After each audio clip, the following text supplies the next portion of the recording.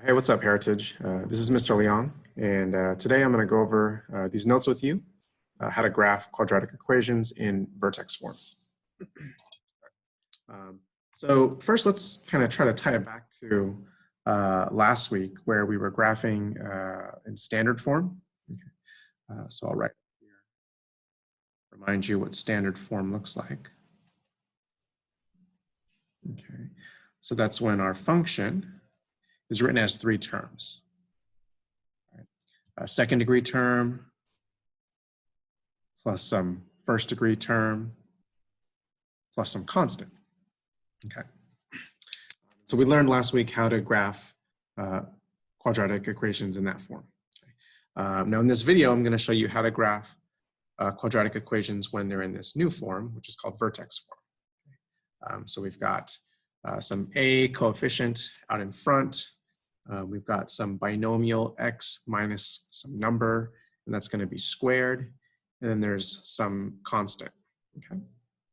All right. So there's not a whole lot that these two forms really have in common, other than the fact that they're both they both have a second degree exponent there. So I was thinking, when I was planning to make this video, to at first maybe skip over the steps and don't make any assumptions at all, and then just try to graph this using the techniques we already have. And then once we have it graphed, then we can start to look for patterns, and then I can fill in these steps for you. All right, so this first example, we've got, let me see if I can focus this a little bit better. F of x equals x minus 1 squared plus 2. Okay. So like I said, I'm not going to make any assumptions. I'm just going to, maybe pick 5 x values, calculate the y values, plot them, and then see if at that point I can identify these two things. All right. So usually if you don't really know where to start, a good x value to always choose is 0, right? It's easy to evaluate. And then we can choose +1 and +2, -1 and -2, right? Let's just see what happens. So each of these x values is going to get substituted into this expression. So we're going to have -2 minus 1 squared plus 2, -1 minus 1 squared plus 2, 0 minus 1 squared plus 2, 1 minus 1 squared plus 2, and 2 minus 1 squared plus 2. Okay, so I'll actually record the y value over here in this new column. Okay, so this middle column, I'll just, it's my work. Okay, so that's just me evaluating. Okay. So let's go ahead and pull out a calculator. Okay, and then I'm going to start to evaluate these. So -2 minus 1 squared plus 2. Okay, so that's going to be 11. And then let's change it to -1. Okay, so that's going to be 6. And then we'll change it to 0. Okay, so that's 3. And then we'll change it to 1. Now, before I press enter, right, see if you can figure out what this is going to be, right? We've got 1 minus 1, which is 0. Okay, you square 0, it's still 0, and then plus 2. Okay, so this one, we should be able to do that one in our head very quickly. It's just going to be 2. Okay, so the first term there kind of vanishes because we end up with 1 minus 1, which is 0. Okay, it's pretty nice, and that's actually going to be a key to the steps that we go over in just a little bit. Okay, the last thing is we need to substitute 2 for the x value. So 2 minus 1 squared plus 2 is going to be 3. All right, so let's go ahead and begin to plot these. Okay, so I've got x negative 2, y 11, which I don't think is going to fit here. I'm just assuming that this just goes 10 units in all directions. Let's see, 1, 2, 3, 4, 5, 6, 7, 8, 9, 10. Yeah, so that's my x-axis, my y-axis. So that's not going to fit here. I mean, I could kind of make it fit. Negative 2 and 11 would be kind of right about there. All right, x negative 1, y 6. 1, 2, 3, 4, 5, 6. Okay, x0, y3. x1, y2. 1, 2. x2, y3. 2, 3. Okay. So remember, when we're graphing quadratic functions or parabolas, the most important point is the vertex. And you can see here with these 5 points, if you just look at the pattern, you can tell which one is the vertex, right? The points start to go down, and then all of a sudden they rise back up again, okay? So the vertex is that point where the curve changes direction. Okay. And so we could also draw the axis of symmetry now. Okay, I'll use a highlighter to do that.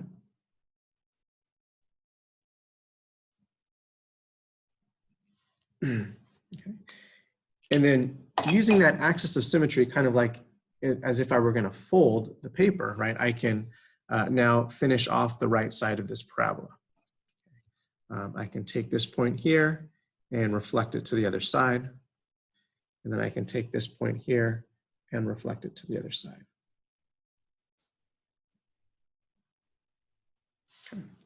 All right, so there's our parabola. All right, so now that we've got the graph, we can start recording information about it, like where is its axis of symmetry? Okay. Well, that's that pink line that I made, so let me highlight this in pink. Okay. And this pink line is a vertical line, okay, hits the x-axis at x equals 1. Okay. So we can write that the axis of symmetry is the vertical line at x equals 1. Okay. Our vertex, which is the lowest point here in the parabola, is, well, the coordinates are 1, 2. Okay, so 1, 2. Okay, the vertex was that row of my table. All right, there's a section on domain and range. So the domain refers to all the x values that could be used in this function, in which case there's no restriction, there's no limit. You can use any real number. So we write all real numbers. Okay. And then the range refers to the y values. Let me just put here, x for domain, y for range. So let's look at our curve and try to list the possible y values. Okay, so if I start at my vertex, right, that has a y value of 2. If I look at the next 2 points, they have a y value of 3. And then these 2 points have a y value of 6, I believe, and then 11. Okay, so the y values just keep getting bigger, right?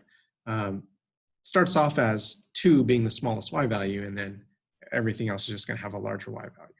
Okay. So we can write that the y values are all greater than or equal to 2. All right, so let's now try to make the connection between the graph and this vertex form. All right. So let's start with our axis of symmetry, okay, which is 1. Okay, that is directly related to this binomial here. Okay, so 1 is the value that would make this become 0, right? 1 minus 1 would be 0. Okay, no other number would make this term of the expression 0 other than 1. So that's important. The vertex, okay, uses the x value from the axis of symmetry. And then look at the y coordinate, okay? The y coordinate is 2, which, hey, look, there's a 2 in the vertex form, right? It's the constant part, okay? And so that actually is a pattern that occurs anytime you look at vertex form. All right, so now I think I'm ready to record the steps for us. and then do a couple more examples with you. All right. So before I write these steps, let me just make a note that when we have vertex form, okay, we expect to see a minus sign, okay, within the parentheses, within the binomial, and a plus sign, okay, for the constant. Okay. There are going to be some expressions where maybe this minus sign is a plus and this plus is a minus, and it's going to be our job to kind of rewrite it so that it's minus here and plus here. All right. So step number one is we want to identify the vertex, right, just from looking at this form.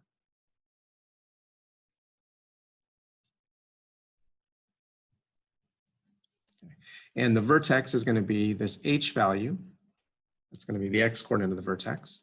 And the constant will be the y coordinate of the vertex. Right. Step number two, let's choose two other x values, okay, and then use them to get their y values. Choose two other x values, and then we'll substitute into the equation.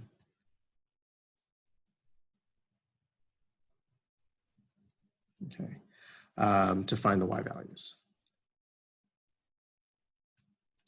And then you can obviously plot those two xy pairs. And then the last step is to just use the axis of symmetry, the property of symmetry, to reflect those 2 points to either the left side or the right side. And so we end up with a final set of 5 points.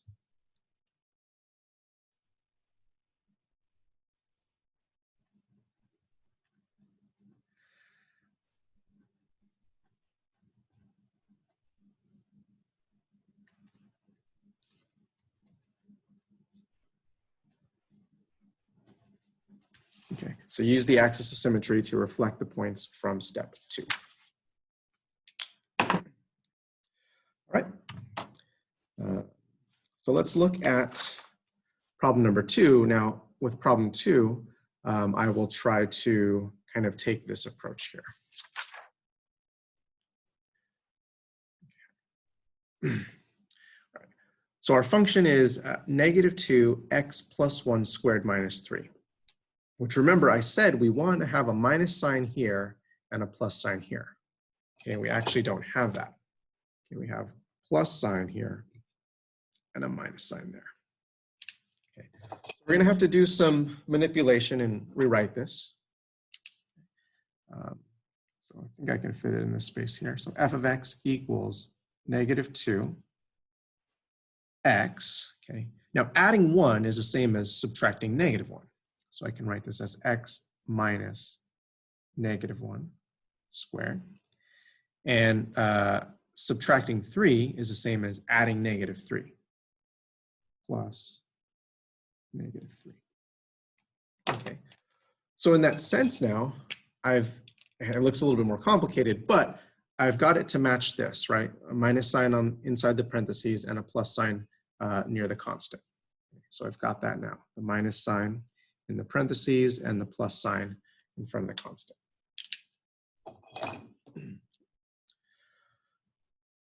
All right, so let's start by identifying the vertex, okay, which we said is going to be the h and the k value.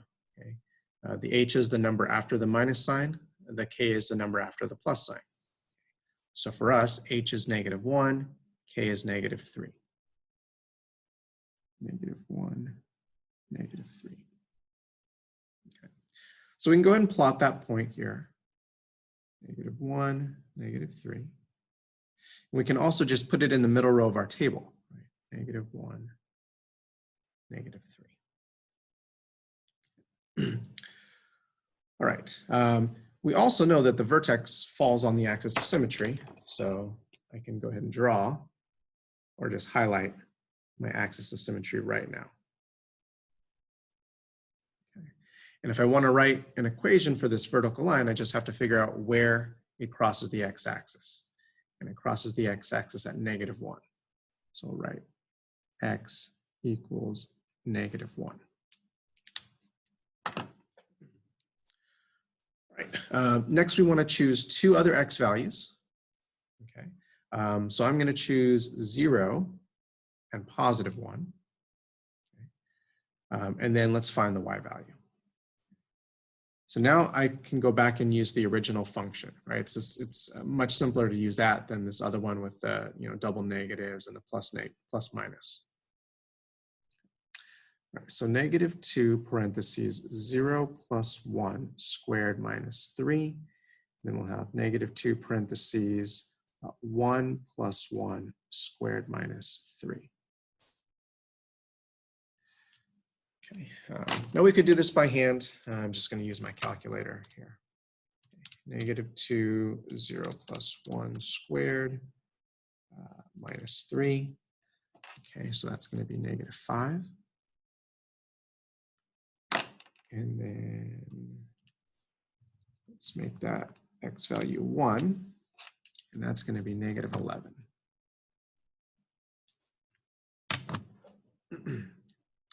All right, so we're going to have 0, -5,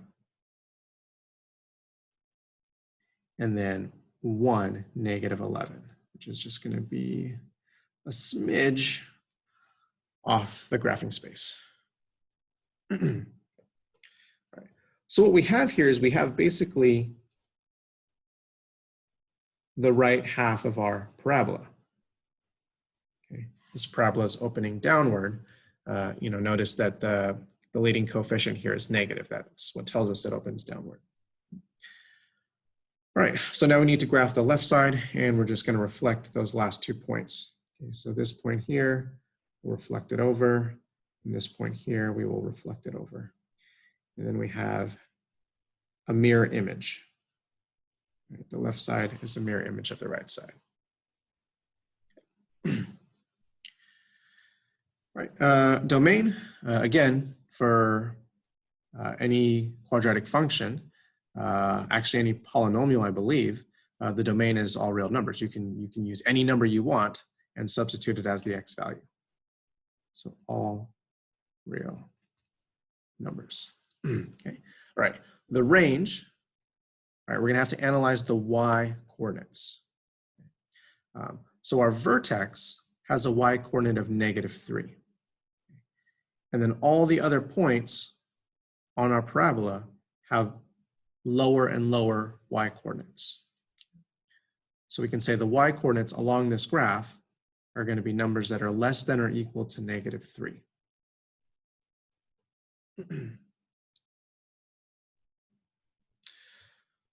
All right, so we've gotten to the U-try problems. Okay, so I would encourage you to just pause the video, try this out yourself, and then unpause it when you're ready to check your answer.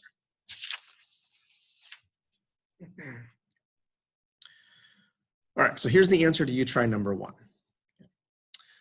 So first of all, I'm looking at it and I have a plus sign here and a minus sign there. And what I really want is a minus sign and a plus sign. Okay, so let's rewrite this. Okay. F of x equals x minus -3 squared plus -1.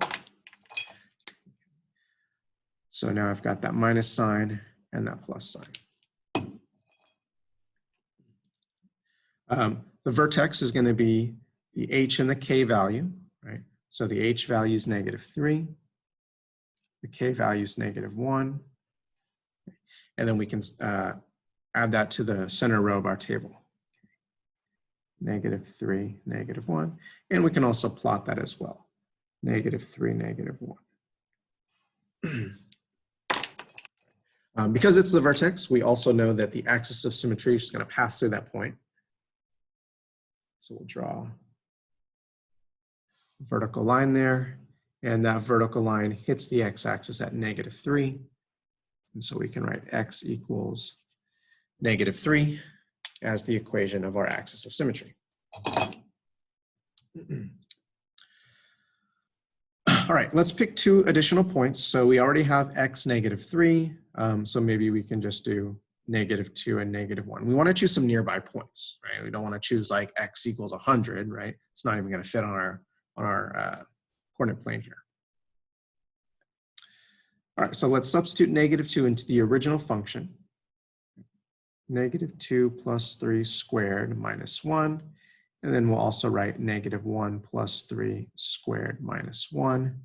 And then I'm just going to use my calculator at this point. Okay. -2 plus 3 squared minus 1. Well, that's 0. It's nice. And then -1 plus 3 squared minus 1 is 3. All right, so let's plot this pair, x -2, y 0. And then we'll plot this pair, x -1, y 3. Okay. And what you're looking at here is pretty much the right half of the parabola. It's going to open upward like this. So to get the left half, we're essentially just going to, in our mind, fold the paper or basically reflect those 2 points to the left-hand side. So this point will reflect to right there, and this point will reflect to right there.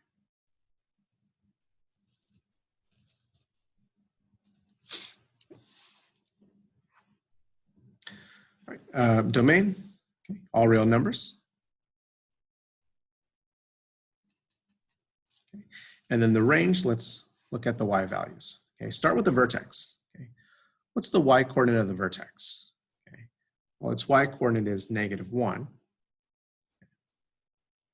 So we know that the y coordinates can equal -1. Okay.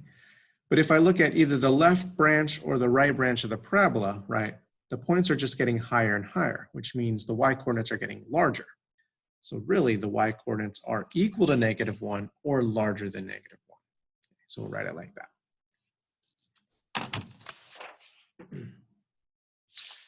Right, that brings us to our last you-try problem. Okay. So again, pause the video, try it, and then unpause when you're ready to check your work.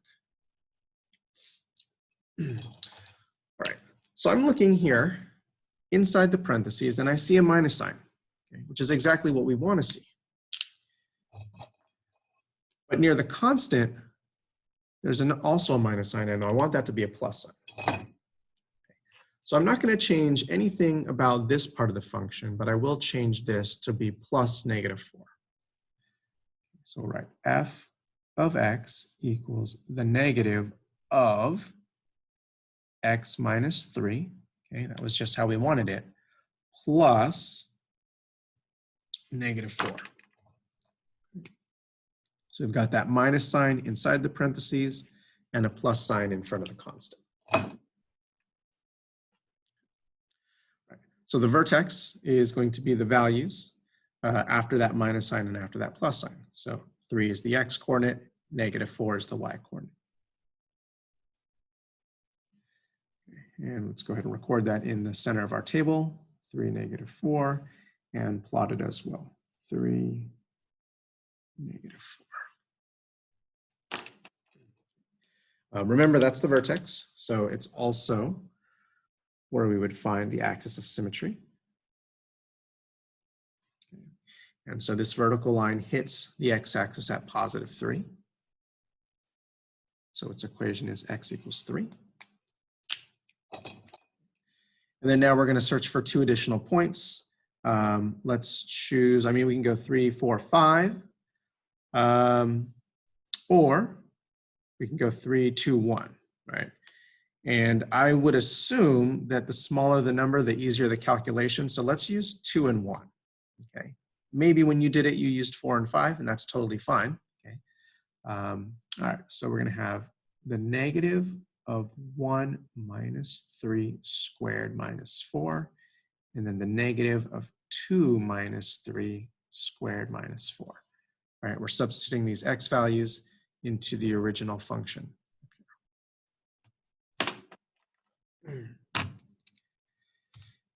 So the negative of parentheses, 1 minus 3 squared minus 4, that's negative 8. And then let's change that 1 to a 2. And that produces negative 5. So our next pair to plot is x1, y negative 8. x1, y negative 8. Okay, right there. And then x2, y negative 5. Should be right there. All right. And so let's go ahead and connect those 3 points. What we're looking at here is the left half of the parabola. Okay. And then we'll reflect that over to the right side and just draw the mirror image.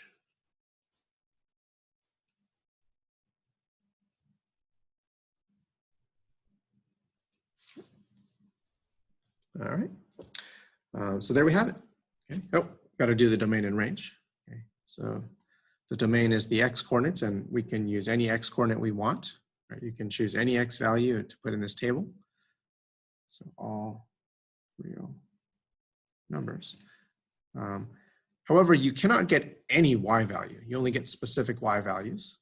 So let's start by looking at the vertex, right?